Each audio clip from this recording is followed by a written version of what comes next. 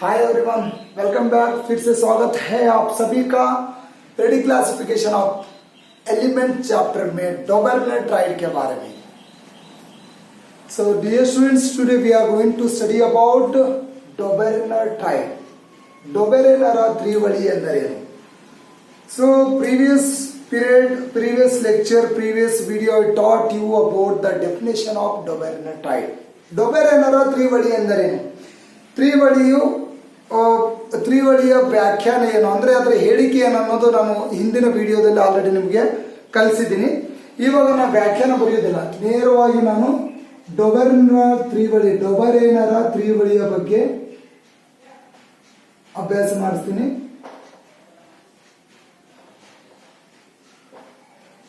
ಡೋಬೆರೆನರ್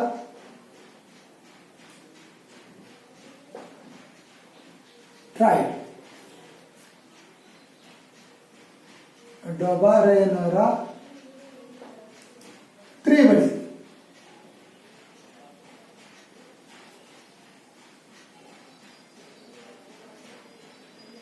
ಆತ್ಮೀಯ ವಿದ್ಯಾರ್ಥಿಗಳ ಧಾತುಗಳ ಆವರ್ತನೀಯ ವರ್ಗೀಕರಣ ಪಾಠದಲ್ಲಿ ಧಾತುಗಳನ್ನು ಹಂತ ಹಂತವಾಗಿ ಯಾವ ರೀತಿಯಾಗಿ ಜೋಡಣೆ ಮಾಡಬೇಕು ಅಂತ ಹೇಳಿ ವಿಲಿಯಂ ಪ್ರೌಟ್ ಅವರಿಂದ ಡೋಬೆರೆನರ್ ವರೆಗೆ ಬಂತು. ಈಗ ಡೋಬೆರೆನರ್ ಅವರು ಧಾತುಗಳನ್ನು ವರ್ಗೀಕರಣ ಮಾಡುವಾಗ ತ್ರಿವಳಿ ಅಂತಂದ್ರೆ ಮೂರು ಧಾತುಗಳು, ಅಂತಂದ್ರೆ ಮೂರು ಧಾತುಗಳನ್ನು ತೆಗೆದುಕೊಂಡು ಆವರ್ತ ಕೋಷ್ಟಕವನ್ನ ರಚನೆ ಮಾಡಲಿಕ್ಕೆ ಪ್ರಯತ್ನ ಮಾಡ್ತಾರೆ. ಅಂದ್ರೆ ಧಾತುಗಳನ್ನು ವರ್ಗೀಕರಣ ಮಾಡಲಿಕ್ಕೆ ಪ್ರಯತ್ನ ಮಾಡ್ತಾರೆ. ಯಾರು? ಡೋಬೆರೆನರ್ ಅವರು. ಸೊ ಇವರು ಜಾನ್ ಜೋಕಬ್ ಬರ್ಜೆಲಿಯಸ್ ಅವರು ಬರೆದಿರ್ತಕ್ಕಂಥ, ಮಂಡನೆ ಮಾಡಿರ್ತಕ್ಕಂಥ ಪರಮಾಣು ರಾಶಿ ಸಂಖ್ಯೆಯನ್ನು ಇವರು ಕೂಲಂಕುಷವಾಗಿ ಅಭ್ಯಾಸ ಮಾಡ್ತಾರೆ. ಇದಕ್ಕಿಂತ ಮುಂಚಿತವಾಗಿ ವಿಲಿಯಂ ಪ್ರೌಟ್ ಅವರು ಧಾತುಗಳು ವರ್ಗೀಕರಣ ಮಾಡಬೇಕಾಗಿದ್ರೆ ಅವುಗಳ ಪರಮಾಣು ರಾಶಿಯು ಸೂಕ್ತವಾಗಿರುತ್ತದೆ ಅಂತ ಹೇಳಿದ್ರು. ಸೊ ಅದನ್ನು ಅವರು ಗಮನದಲ್ಲಿಟ್ಕೊಂಡು ಜಾನ್ ಜಾಕಬ್ ಬರ್ಜೆಲಿಯಸ್ ಜೆ ಬರ್ಜೆಲಿಯಸ್ ಎನ್ನುವ ರಸಾಯನಶಾಸ್ತ್ರಜ್ಞರು ಮಂಡನೆ ಮಾಡಿರ್ತಕ್ಕಂಥ ಪರಮಾಣು ರಾಶಿ ಸಂಖ್ಯೆಯನ್ನು ಅಧ್ಯಯನ ಮಾಡಿ ಇವರು ಡೋಬೆರೆನರ್ ಅವರು ತಮ್ಮ ತ್ರಿವಳಿಯನ್ನ ರಚನೆ ಮಾಡಲಿಕ್ಕೆ ಆರಂಭ ಮಾಡ್ತಾರೆ.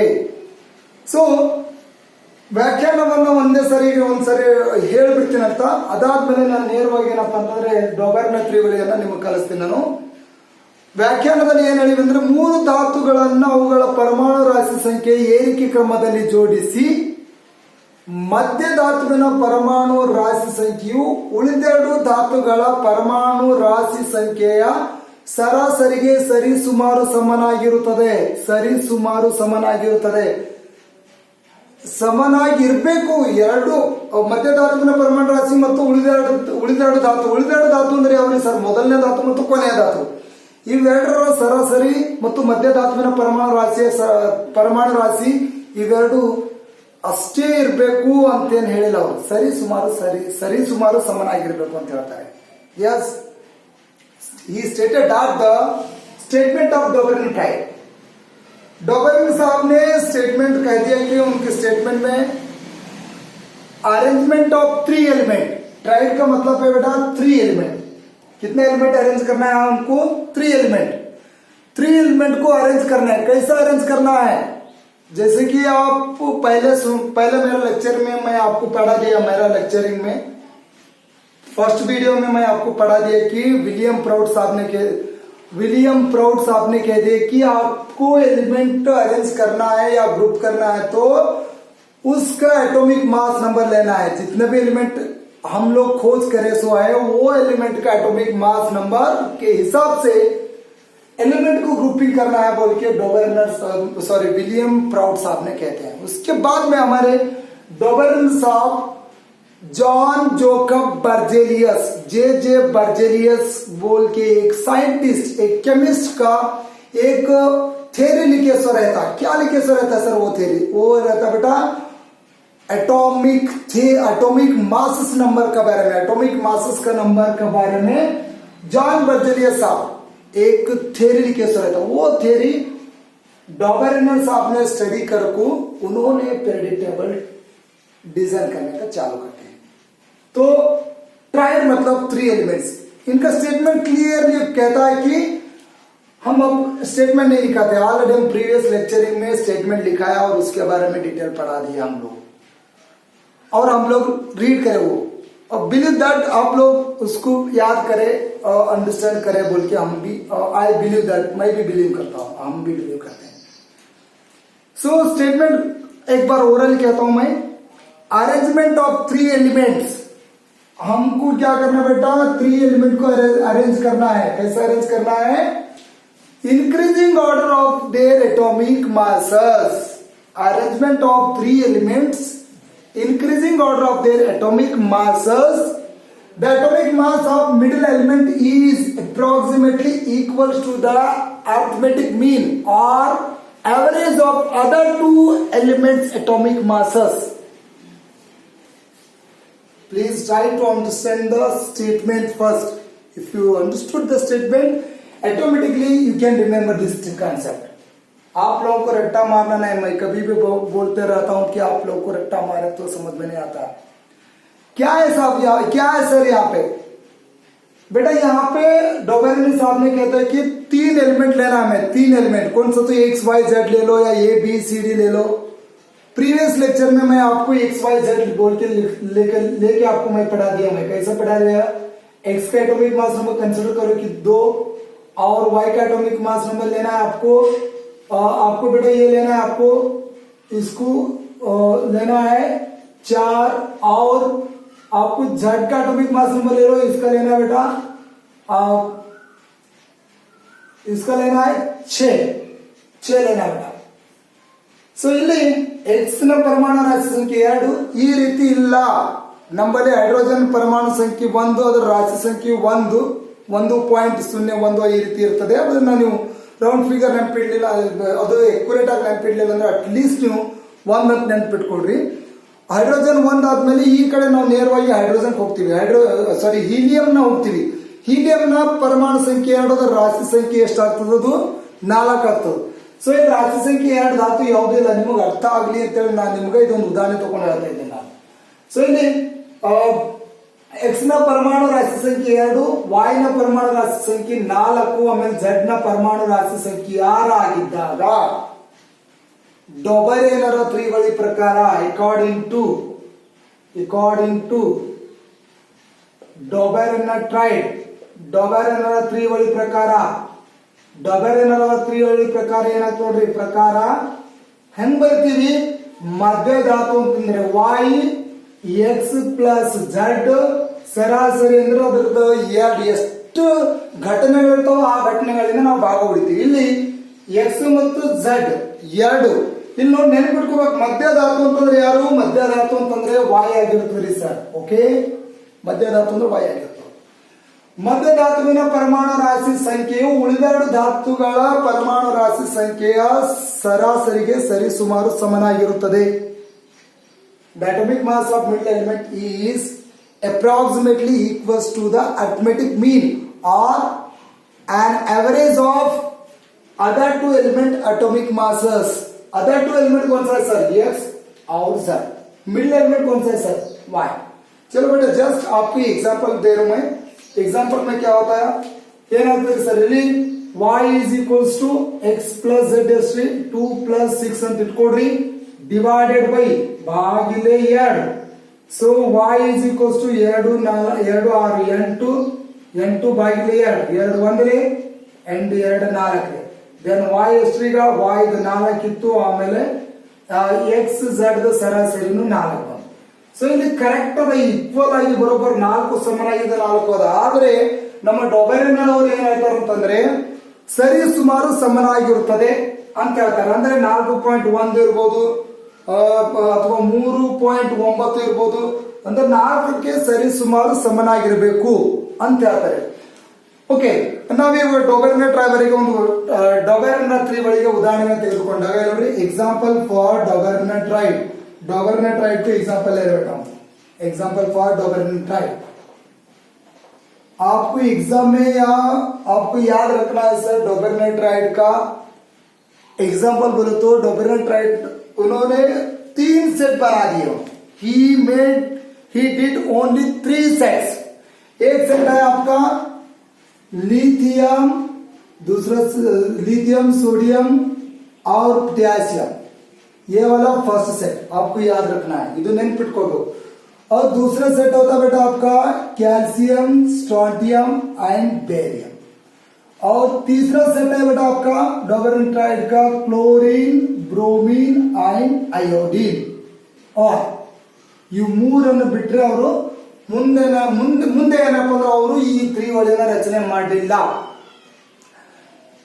ಇಲ್ಲಿ ನೋಡ್ರಿ ಮೂರ್ಲೆ 9, 3 3s 9, 9 ಧಾತುಗಳು ಮುಗಿದು ಅಂದ್ರೆ ಆಲ್ಮೋಸ್ಟ್ ಕೆಲಸ ಮುಗೀತು। ಅವಾಗ ಎಷ್ಟು ಧಾತುಗಳನ್ನು ಕಂಡುಹಿಡಿಯಲಾಗಿತ್ತು ಅಂತ ಹೇಳಿದ್ದೀನಿ ನಾನು, ಅವಾಗ ಕೇವಲ 12 ಇಲ್ಲ 15 ಅಥವಾ 10ರಿಂದ 12 ಅಂತ ಹೇಳಿದ್ದೆ ನಾನು, ಅಷ್ಟು ಧಾತುಗಳನ್ನ ಮಾತ್ರ ಕಂಡುಹಿಡಿಯಲಾಗಿತ್ತು। ಸೊ ಈ ಧಾತುಗಳ ರಚನೆ ಮಾಡಿದ್ರು, ಈ ಧಾತುಗಳು ಡೊಬೆರ್ನರ್ ತ್ರಿವಳಿ ಪ್ರಕಾರ ರಚನೆ ಮಾಡಿದಾಗ ಈ ಪರಮಾಣು ರಾಶಿ ಸಂಖ್ಯೆಗಳು ಏಕಕ್ರಮದಲ್ಲಿರಬೇಕು। ಒಂದನ್ನೇ ನಾನು ಫಸ್ಟ್ ಇದು ಒಂದನ್ನು ತೋರಿಸ್ತೀನಿ ನೋಡ್ರಿ ನಾನು। ಲಿಥಿಯಂನ ಪರಮಾಣು ರಾಶಿ ಸಂಖ್ಯೆ ಸರ್, ಲಿಥಿಯಂನ ಪರಮಾಣು ಸಂಖ್ಯೆ ಎಷ್ಟದ 3, 3 2 6 ಮಾಡ್ರಿ, ಅದ್ರ ಎಕ್ವೇಟ್ ಆಗಿ ಹೇಳ್ಬೇಕಾದ್ರೆ 6.9, ಇದು ನನ್ನ ಬ್ಲಾಕ್ ಇಂಕ್ಲಿನ್ ಬರ್ತೀನಿ ನೋಡ್ರಿ, 6.9 ಯೂನಿಟ್। ಇಲ್ಲಿ ನೋಡ್ರಿ ಇದು ಸೋಡಿಯಂನ 23 ಆಗ್ತದ।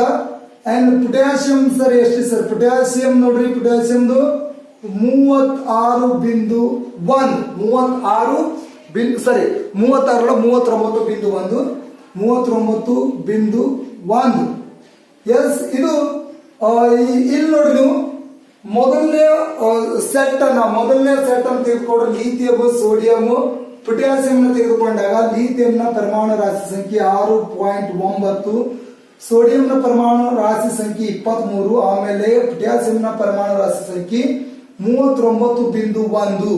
ಇಲ್ಲಿ ನೋಡ್ರಿ 6, 23, 39 ಇದು ಏರಿಕೆ ಕ್ರಮದಲ್ಲಿ ಅಲ್ಲ।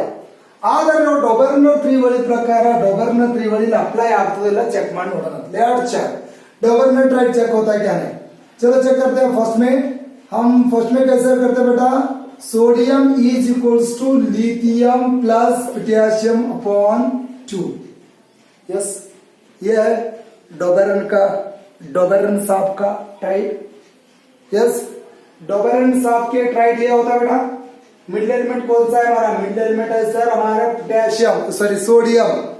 और सोडियम लेने के बाद बाकी का दो एलिमेंट कौन सा सर, बाकी के 2 एलिमेंट होता है बेटा आपका लिथियम और पोटेशियम। इन दोनों का एवरेज मतलब 2 एलिमेंट का उसका एटॉमिक मासेस याद करके 2 से डिवाइड करें तो हमें आता है अरिथमेटिक मीन और एवरेज। चलो बेटा याद करके कंफर्म कर लेंगे। Na is equals to, Na का कितना है सर, इसका 23 है बेटा, ये यहाँ पे लिख सकते हैं 23 इज इक्वल्स टू लिथियम का कितना है 6.9 प्लस पोटेशियम की कितना है सर 39.1 अपॉन बाइले 2। Na ಎಷ್ಟು 23, इट इज इक्वल्स टू ನೋಡ್ರಿ 1 अधिक 9 10 के 0 ಕೈಲ 1 10 1 9 1 10 ಎಷ್ಟಿದು 9 1 10 1 6 16 ಕ್ಕೆ 6 ಕೈಲ 1 46.0 ಬಾಗಿಲೆ 2। ಓಕೆ, ಸೊ ಇವಾಗ ನೋಡ್ರಿ ಸೋಡಿಯಂ ನಾ ಬರೆಯಂಗಿಲ್ಲ ನಾ 23 ಅಷ್ಟೇ ಹೇಳ್ತೀನಿ। ಇಟ್ ಈಸ್ ಈಕ್ವಲ್ಸ್ ಟು 46 ತೆಗ್ತೀನಿ, ಪಾಯಿಂಟ್ ಆದ್ಮೇಲೆ 0ನ ನಾವು ಗಣನೆಗೆ ತಗೊಳಂಗಿಲ್ಲ, ये 0 को हटा दीजिए। आप 2 से डिवाइड करना बेटा, 2 1 जा 2 2 जा और 2 3 जा, कितना आ गए 23 इज इक्वल्स टू 23। यहाँ पे एग्जैक्ट है। अगर आप एटॉमिक मासेस को एक्यूरेट लिए तो अगर 22.5 या 23.9 अगर आपको कैलकुलेशन करने में अगर इधर हम क्या एलिमेंट का एटॉमिक मासेस कंफ्यूज लिए तो भी, अगर आप करें तो भी अगर 23 इज इक्वल टू 23 एक्यूरेट आए तो भी बरोबर, अगर नहीं आए तो इसके नजदीक आना है। This is Dobereiner triad, then we have to consider that this is a Dobereiner triad. Okay, अच्छा इसके बाद में जाते हैं बेटा और कुछ न्यूमेरिकल्स, आपको न्यूमेरिकल्स दिए तो ऐसा करना है। न्यूमेरिकल्स क्या, ये बहुत इजी होता है, यही आपका न्यूमेरिकल होता है। एक न्यूमेरिकल देते हैं बेटा, एक न्यूमेरिकल देते हैं हम। Yes sorry, yes, let's take one numerical. Let's take one numerical. आप लोग को याद रखना है बेटा, आपको याद रखना है यहाँ पे, आपको क्या याद रखना है बोले तो आपको बेटा यहाँ पे याद रखना है डोबेरन ट्राइड के example lithium, sodium, potassium, calcium, strontium, barium, chlorine, bromine, iodine. चलो ये चीज आपको याद रखना है। अगर डोबेरन ट्राइड का न्यूमेरिकल मतलब फॉर्मूला एक बार आपको फॉर्मूला एक बार चेंज करके क्या होता है सर, फॉर्मूला चेंज करिए तो या फॉर्मूला लिख ले को फॉर्मूले के ऊपर एक दो न्यूमेरिकल करना है आपको, बहुत इजी है, ये करे तो आपको अपने आप पता आपको। सी आपको ये क्वेश्चन दिया गया है, a triad of Dobereiner consist element A, B, and C. Triad में क्या element A, B, and C, A, B, and C. A triad of Doberener consists an element A, B, and C. If these elements, if the atomic masses of A and B are 80 and 120 respectively. Find atomic mass of C. Kannada medium ಮಕ್ಕಳು ನೋಡ್ರಿ, ये Kannada ಮೀಡಿಯಂದವರು, Kannada medium ಮಕ್ಕಳು ಹೆಂಗ್ ಬರ್ಕೋಬೇಕು, A B ಮತ್ತು C, A B ಮತ್ತು C ಧಾತುಗಳು ಡೊಬೆರೆನರ ತ್ರಿವಳಿಗಳಾಗಿದ್ದಾಗ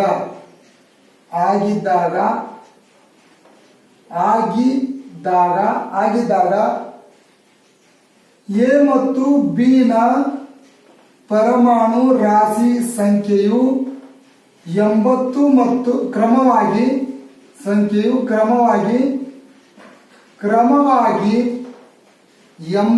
ಮತ್ತು 120 ಆದಾಗ C ನ ಪರಮಾಣು ರಾಶಿ ಸಂಖ್ಯೆ ಎಷ್ಟು? ಒಂದು ಸರಿ ಇಲ್ಲ ಎರಡು ಸರಿ ಲೆಕ್ಕನ ಮಾಡಿದ್ರೆ ನಿಮಗೆ ಬಂದಿರ್ತದ।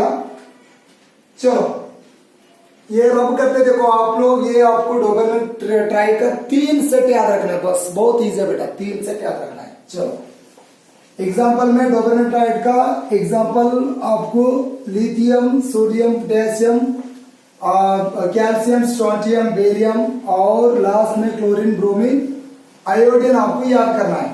चलो यहाँ पे ए बी सी पहला हम फॉर्मूला बना लेते हैं। फॉर्मूला के मैथ्स में आप लोग इंटरेस्टेड है तो मैथ्स के बच्चे लोग ऑलरेडी कर दिए, thank you for you all those have done and those you have done this one, it's very easy. चलो बेटा हम यहाँ पे लिखते हैं, पहले क्या एलिमेंट कितना है सर, एलिमेंट है बेटा हमारे 3 एलिमेंट है A B and C. According to Dobereiner triad, Dobereiner साहब की ट्राइड क्या कहता है, dt